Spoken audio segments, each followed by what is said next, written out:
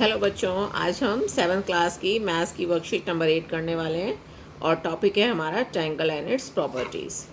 तो बेटा ट्रायंगल जो है आप अपने डेली लाइफ में हमेशा से, और छोटी क्लासेस में आप सीनरी बनाते थे, है ना। तो सीनरीज में आप ये क्या बनाते थे? सबसे पहले माउंटेन्स। यहाँ पर एक आपने ट्री बना दिया, हट बना दिया, यहाँ एक गर्ल बना दी, ये थोड़ी सी ग्रास बना दी। ये सब क्या, देखिए आप कितने सारे ट्रायंगल बनाए हैं आपने इसमें। ये है माउंटेन, है ना। ये देखें, ये ट्रायंगल सारे। फिर ये हट का ये ऊपर वाला पोर्शन, ये ट्रायंगल। देन ये गर्ल का फ्रॉक जो है, ये ट्रायंगल। देन ये ट्री में छोटे छोटे कितने सारे ट्रायंगल्स। और वैसे भी आप अपने खाने पीने की चीज़ों में भी देखते रहते हो, है ना। ये सैंडविच इस तरीके का होता है, समोसा ये हो गया आपके, क्या कहते हैं, चिप्स भी होते हैं, नाचोस, है ना। तो ऐसे बहुत सारे होते हैं। तो ये सब चीज़ें जो हैं आप डेली लाइफ में देखते आ रहे हैं और समझते भी हैं कि ये ट्रायंगल है। पर फिर भी हम इसको बाय डेफिनेशन कैसे लिखते हैं या इसको मैथ्स में कैसे यूज़ करेंगे, क्या क्या इसके पार्ट्स होते हैं, वो सब चीज़ें हम डिस्कस करने वाले हैं आज। तो ट्रायंगल जो है वो 3 नॉन कोलिनियर पॉइंट से बनता है। अब आप कहोगे ये क्या है, नॉन कोलिनियर पॉइंट्स क्या है? देखिए बेटा, lines are in when points are given, and if we join these points and it's in a straight line, all these points are in a straight line, so these are collinear. And when points are like this and we join, it produce figure like this. These 3 points are called non-collinear points, not in a single line, ठीक है, not in a straight line. So these points are non-collinear, these are collinear points. Now, what is a triangle? Triangle is a closed figure made by 3 line segments. Line segments आप सीख चुके हैं छोटी classes में। एक होता था line, फिर होता था लाइन सेगमेंट, फिर रेस, ये सब चीज़ें आप जान चुके हैं बेटा। फिर भी एक बार रिकॉल करें अगर हम। Line, it has no end points, ठीक है। Line segment of a particular length, fixed length, it has 2 endpoints, and ray, one fixed point and another is not fixed. Okay, line segment, and this is ray. And points, you know very well points, and these are written as capital A, capital B, capital C. All these are called points. ठीक है बेटा। तो triangle क्या हुआ? Close figure है made by 3 line segment. अगर ये close भी नहीं है ना, तो भी ये फिर आपका ट्राइंगल नहीं बनेगा। मान लीजिए हमने ऐसे बनाए 3 पॉइंट्स, है ना, हमने सिर्फ इनको ज्वाइन करा, तो ये क्या होगा? ये तो नहीं बना ट्राइंगल। तो ये क्या बनता है? जब ऐसे हम इसको ना ज्वाइन करके सिर्फ 2 लाइंस को इनको ज्वाइन करते हैं तो क्या बनता है? ये बनता है एंगल, ठीक है। अब आप इसका नाम लिख सकते हो ABC। तो ये क्या है? एंगल। इस एंगल का क्या नाम होगा? ABC। बी को बीच में रखेंगे, ABC, ऐसे लिखते हैं इस एंगल को, ठीक है। और इसका दूसरा नाम भी क्या हो सकता है? हम इसको सिर्फ एंगल B भी लिख देते हैं, यानी B जो है बीच में आ रहा है, तो ये क्या है? एंगल B या फिर एंगल ABC। और ये जो इसकी जो साइड्स होती हैं, 2 एडजेसेंट साइड्स, ये इस एंगल की साइड्स कहलाती हैं। क्लियर है बेटा? चलिए अब आ जाइए ट्राइंगल में। नाम से क्या है? Triangles. There are 3 angles, one is here and this angle is made by adjacent side AB and AC, ठीक है। Another here, another angle is angle B और ABC. Third one is angle C. We can write it ACB. ठीक है. So there are 3 angles, 3 vertices. Vertex A, vertex B, vertex C. So how many parts are there? Triangle के parts कितने हो गए बेटा? 3 sides and 3 angles. Okay. अब आ जाइए आप कुछ और चीज़ें। मीडियन क्या होता है? When we join the vertex to the midpoint of the opposite side, ए की अपोजिट साइड कौन सी है, इसके सामने जो साइड होती है, ठीक है। ए की अपोजिट साइड बी सी, और बी सी का मिड पॉइंट मैंने ले लिया D, and if we join this A D then A D is median. Clear है बेटा? तो मीडियन जो है कितने हो सकते हैं, अब जितनी साइड्स हैं उतने ही मीडियन हो सकते हैं, है ना। इस साइड का मिड पॉइंट ले लो ए सी का, ये हो गया इधर। अब इसको आप इसके इस वर्टेक्स से जोड़ दीजिए। वर्टेक्स को किससे जोड़ा मैंने, ए सी के मिड पॉइंट से, अपोजिट साइड के मिड पॉइंट से। इसी तरीके से ए बी साइड ले लीजिए, उसका मिड पॉइंट ले लीजिए और इसको इससे जोड़ दीजिए यहाँ से, ठीक है। तो 3 मीडियंस हो गए एक ट्राइंगल के। क्लियर है बेटा? आपको नाम से भी पता चल रहा है, मीडियन मिड पॉइंट से जोड़ेंगे जब हम, तो ये बनेगा मीडियन। नाउ नेक्स्ट पॉइंट है ऑल्टीट्यूड। ऑल्टीट्यूड क्या होता है, जब हम वर्टेक्स से अपोजिट साइड्स पर परपेंडिकुलर डालते हैं, ठीक है। मिड पॉइंट पर नहीं होगा परपेंडिकुलर, परपेंडिकुलर तो क्या होता है, जो 90 डिग्री का एंगल बनाए, बिल्कुल स्ट्रेट लाइन। तो ये इस पर परपेंडिकुलर डाला मैंने इस तरीके से, ठीक है। ये 90 डिग्री बनाया इसने, तो ये मान लीजिए ए डी, इसका भी नाम मैंने ए डी दिया। तो ये क्या है, यहाँ पर ऑल्टीट्यूड है।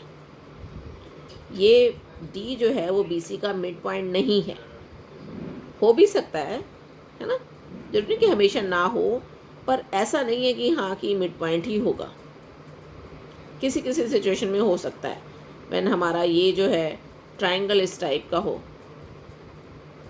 कैसा हो, आइसोसेलेस ट्राइंगल हो, है ना, या इक्विलेटरल ट्राइंगल, तो उसमें हो भी सकता है कि मीडियन भी सेम हो और ऑल्टीट्यूड भी सेम हो। पर ऑल्टीट्यूड का अलग से मीनिंग आप समझ लीजिए कि ये जो है वर्टेक्स से अपोजिट साइड पर जो परपेंडिकुलर डाला जाता है वो कहलाता है ऑल्टीट्यूड। तो ऐसे ही हम हर एक साइड पर डाल सकते हैं, इससे डाल दीजिए सामने अपोजिट साइड पर परपेंडिकुलर यहाँ पर, और ऐसे ही इससे भी डाल सकते हैं आप सी से, है ना, सी पे भी डाल सकते हैं। तो 90 डिग्री के एंगल्स बनाते हैं और इसको हम क्या कहते हैं, ऑल्टीट्यूड। अब ये जो था आप देखिए ट्राइंगल, ये कैसा था, एक्यूट एंगल ट्राइंगल, है ना। एक्यूट एंगल्स थे ना, तीनों एंगल्स क्या थे, एक्यूट एंगल। तो इनके ऑल्टीट्यूड इसके इनर पोर्शन में रहे। पर यहाँ पर देखिए ये क्या है, आपका राइट एंगल ट्राइंगल है। अब मैंने इस वर्टेक्स से अपोजिट साइड पर परपेंडिकुलर डाला, तो यही लाइन होगी ना, ठीक है। अब ये लाइन है, ये ऑलरेडी डला हुआ है, तो आपको लगा भी नहीं कि कुछ हमने नया करा है। क्लियर? यहाँ दिख नहीं रहा ऑल्टीट्यूड, ये भी ऑल्टीट्यूड है, ये भी ऑल्टीट्यूड है, ये भी इस पॉइंट से मैंने यहाँ सामने डाल दिया परपेंडिकुलर। क्लियर है? ऐसे यहाँ से सामने वाले अपोजिट साइड पर हम इस तरीके से डाल सकते हैं यहाँ पर। अब ये देख लिए ऑब्ट्यूज एंगल ट्राइंगल में आ जाओ। अगर मैं इस वर्टेक्स से सामने की अपोजिट साइड पे ऑल्टीट्यूड डालूँ तो इसके अंदर भी नहीं आएगा ये, तो है ना। इसके लिए मुझे क्या करना पड़ेगा, अब ये थोड़ा ना कि मैं ऐसे कर दूँ इसको टेढ़ी, फिर ये 90 डिग्री का एंगल नहीं रहेगा। तो मुझे क्या करना पड़ेगा, इसको मैं प्रोड्यूस कर लूँ लाइन ऐसे, और इसका अल्टीट्यूड कहाँ जाएगा, बाहर जाएगी। क्लियर है? तो ऑल्टीट्यूड जो है इनर पोर्शन में भी हो सकता है, आउटसाइड भी हो सकता है। बस आप ये क्लियर रखें कि मीडियन में ऑल्टीट्यूड में फ़र्क क्या है। मीडियन मतलब मिड पॉइंट से जोड़ा वर्टेक्स को, और ऑल्टीट्यूड मीन्स परपेंडिकुलर बनाया हमने वर्टेक्स से अपोजिट साइड पर। ओके बेटा, चलिए नेक्स्ट पॉइंट जो है आपको सीखने के लिए बिल्कुल नई बात, एक्सटीरियर एंगल क्या होता है। एक्सटीरियर एंगल मीन्स जो एक्सटीरियर पोर्शन में बनाया हो। अब ये ट्राइंगल है, ठीक है, इसका इंटीरियर पोर्शन कौन सा है, ये आपने 6th क्लास में पढ़ा होगा कि इसके कितने पोर्शन होते हैं ट्राइंगल के, इंटीरियर, आउटसाइड और ऑन द ट्राइंगल। जैसे अगर ये मैंने पॉइंट्स बनाए ए बी सी, है ना, तो ए बी एंड सी ये कहाँ पर है, ऑन द ट्राइंगल है ये पॉइंट्स, ठीक है। ये लिखा हमने ए बी सी बाहर है, बट पॉइंट का ये ऑन द ट्राइंगल। अगर मैं यहाँ पर कोई पॉइंट डालूँ तो ये क्या होगा, इन द इंटीरियर, ये क्या होगा, एक्सटीरियर। क्लियर है? तो ऐसे ही एंगल भी, एक्सटीरियर एंगल क्या होगा, बाहर की तरफ होगा इसका। When we produce line B C to this point से डी, ठीक है, तो हमारा यहाँ पर क्या बन गया, एंगल बन गया एक, ये बन गया एंगल इधर, ठीक है। और इसका नाम बेटा ये सी मिड में आएगा तो क्या बनेगा, A C D, angle A C D. ये क्या होगा, एक्सटीरियर एंगल। और अंदर वाले जो एंगल होंगे ये एंगल ए बी सी, ये क्या कहलाएंगे, इंटीरियर एंगल। तो एक्सटीरियर एंगल भी बहुत सारे बना सकते हैं, किसी भी लाइन को प्रोड्यूस कर सकते हैं आप, है ना। इसको कर दीजिए यहाँ पर, इधर प्रोड्यूस कर दीजिए, तो ये बाहर की लाइन से क्या बन गया, यहाँ बन गया एक्सटीरियर एंगल। ऐसे ही आप इसको भी प्रोड्यूस कर सकते हैं, इधर ये बन गया, इधर भी बन गया एक्सटीरियर एंगल, है ना। तो बहुत सारे एक्सटीरियर एंगल आप बना सकते हैं। तो एक्सटीरियर एंगल, अब इसकी प्रॉपर्टी समझ लीजिए कि एक्सटीरियर एंगल जो है वो इंटीरियर एंगल के अपोजिट इंटीरियर एंगल के सम के इक्वल होता है। मान लीजिए ये है आपका एक्सटीरियर एंगल, ये इधर, ठीक है। अब 3 है ना इंटीरियर एंगल, 1 2 3, तो इसके साथ तो एडजेसेंट है ये, बाकी जो इसे हम कहते हैं अपोजिट इंटीरियर एंगल्स, इसके अपोजिट है ये, ठीक है। तो ये जो एंगल है एक्सटीरियर एंगल, इसकी डिग्री कितनी होगी, इन दोनों के सम के इक्वल। तो अगर मैं इसको नाम रखूँ मैं इसका पी क्यू आर और यहाँ पर ये एस, तो ये एक्सटीरियर एंगल कौन सा बना, पी आर एस। सो पी आर एस एंगल का जो मेज़र है, एम लिखती हूँ मैं इसको, किसके इक्वल होगा, interior angle P and Q के बराबर, पी प्लस क्यू।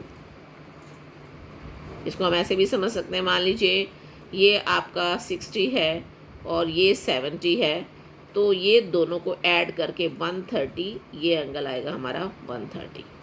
क्लियर है बेटा। और ये सिर्फ इसी एक्सटीरियर एंगल के लिए नहीं, कोई भी एक्सटीरियर एंगल हो, यहाँ बनाओ चाहे यहाँ बनाओ, उनके जो अपोजिट इंटीरियर एंगल होंगे उनके सम के इक्वल होगा। एंगल बेटा आपका इस तरीके से भी हो सकता है, हम जनरली एंगल ऊपर की तरफ ही बनाते हैं ना, ऐसे बनाते हैं हम हमेशा। ये भी एंगल ये कैसे भी बन सकता है ना, ऐसे उल्टा तिरछा, कैसे ऐसे, ये सब ट्रायंगल है ना। तो ये ट्रायंगल है, इसमें भी एक्सटीरियर एंगल हो सकता है। इधर बना दीजिए इसको, इधर प्रोड्यूस करा मैंने लाइन को, तो यहाँ पर क्या बन गया, ये बन गया एक्सटीरियर एंगल। और ये किसके सम के इक्वल होगा, इसको छोड़ के ये हो गए आपके अपोजिट इंटीरियर एंगल, इसका सम इन दोनों सम के इक्वल होगा। तो हम ये क्वेश्चन में यूज़ करेंगे बेटा, कभी हमें इंटीरियर एंगल दे रखे हैं, एक्सटीरियर, कोई भी एक मिसिंग होगा तो हम उसको निकाल सकते हैं इस प्रॉपर्टी से कि measure of exterior angle is equal to sum of measure of interior angle.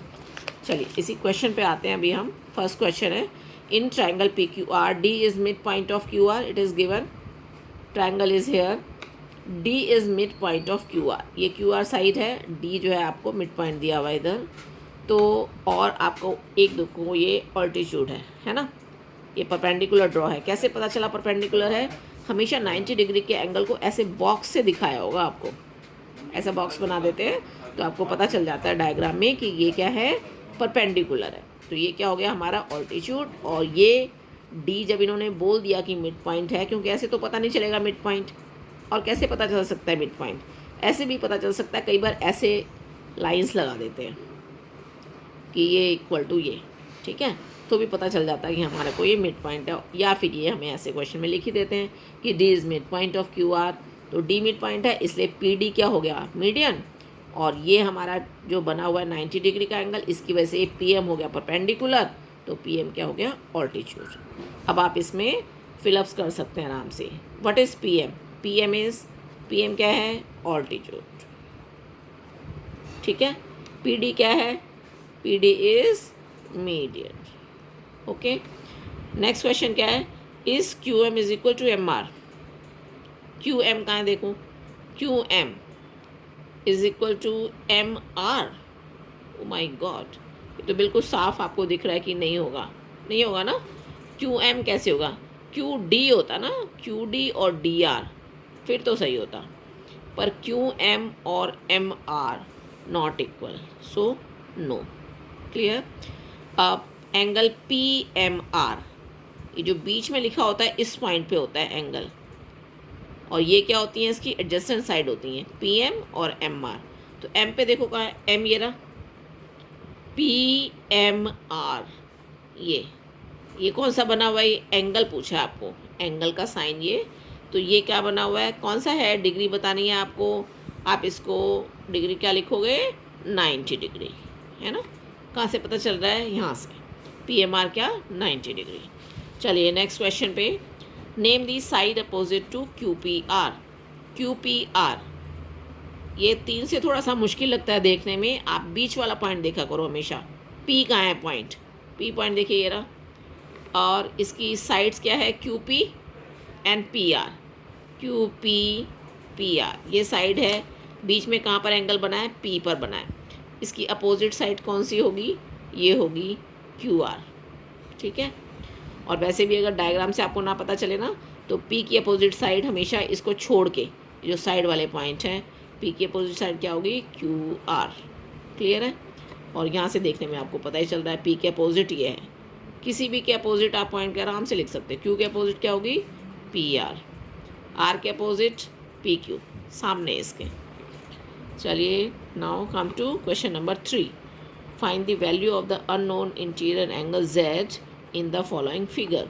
Figure आपको ये दी हुई है, इसमें अननोन क्या है? Z angle. ये तो गिवन ही है, 50 डिग्री एंड 115 डिग्री। ओके, ये क्या है? एक्सटीरियर एंगल है, और ये दोनों इंटीरियर एंगल। सो हमें पता है ये प्रॉपर्टी, इसका नाम रख दीजिए, आप कुछ भी रख सकते हैं, PQRS, ठीक है। तो PRS ये एंगल, बाहर वाला एक्सटीरियर एंगल, एक किसके सम के इक्वल होगा? P एंड Q के, angle P plus angle Q। अब आपको जो जो गिवन है इधर लिख लो।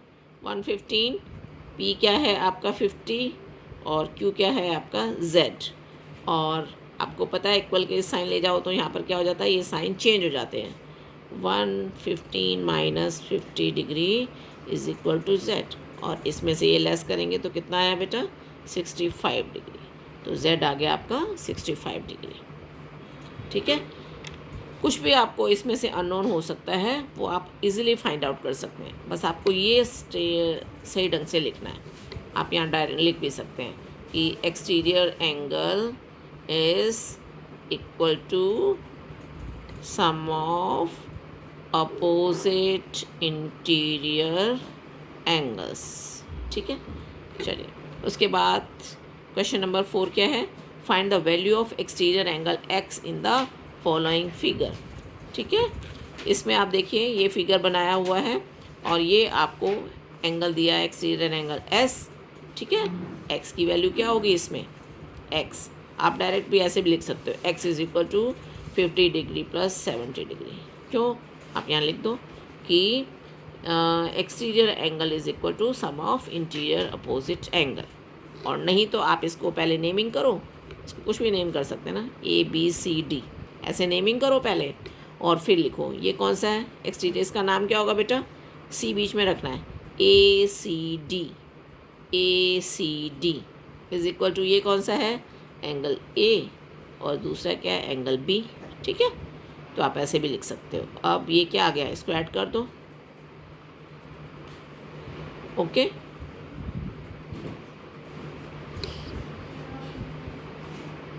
One 120 degree, okay. इसके बाद नेक्स्ट लिखिए, write 5 triangular shape that you see in your daily life. ये तो बहुत ईजी, आप कुछ भी लिख दीजिए, सैंडविच लिख दीजिए, समोसा लिख दीजिए, मैड एंगल्स लिख दीजिए, ठीक है। Okay good.